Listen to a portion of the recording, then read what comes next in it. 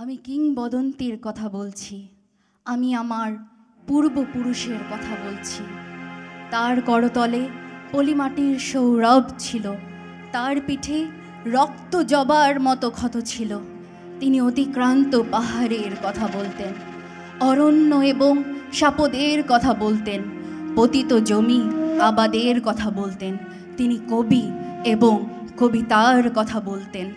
জিহ্বায় উচ্চারিত প্রতিটি সত্য শব্দ কবিতা, কর্ষিত জমির প্রতিটি শস্য দানা কবিতা। যে কবিতা শুনতে জানে না সে ঝড়ের আর্তনাদ শুনবে। যে কবিতা শুনতে জানে না সে দিগন্তের অধিকার থেকে বঞ্চিত হবে। যে কবিতা শুনতে জানে না সে আজন্ম কৃতদাস থেকে যাবে। আমি উচ্চারিত সত্যের মতো স্বপ্নের কথা বলছি।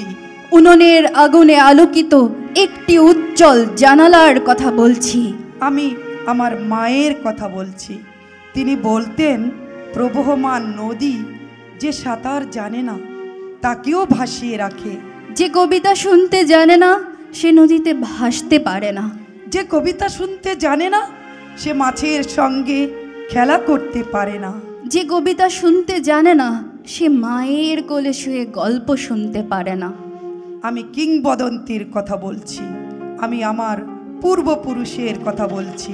আমি বিচলিত স্নেহের কথা বলছি, গর্ভবতী বোনের মৃত্যুর কথা বলছি। আমি আমার ভালোবাসার কথা বলছি। ভালোবাসা দিলে মা মরে যায়, যুদ্ধ আসে ভালোবেসে মায়ের ছেলেরা চলে যায়। আমি আমার ভাইয়ের কথা বলছি। যে কবিতা শুনতে জানে না সে সন্তানের জন্য মরতে পারে না। যে কবিতা শুনতে জানে না সে ভালোবেসে যুদ্ধে যেতে পারে না। যে কবিতা শুনতে জানে না সে সূর্যকে হৃৎপিণ্ডে ধরে রাখতে পারে না। আমি কিংবদন্তির কথা বলছি, আমি আমার পূর্বপুরুষের কথা বলছি। তার পিঠে রক্ত জবার মতো ক্ষত ছিল, কারণ তিনি কৃতদাস ছিলেন। আমরা কি তার মতো কবিতার কথা বলতে পারবো?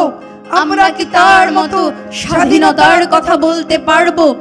আমরা কি তার মতো কবিতার কথা বলতে পারবো? আমরা কি তার মতো স্বাধীনতার কথা বলতে পারবো?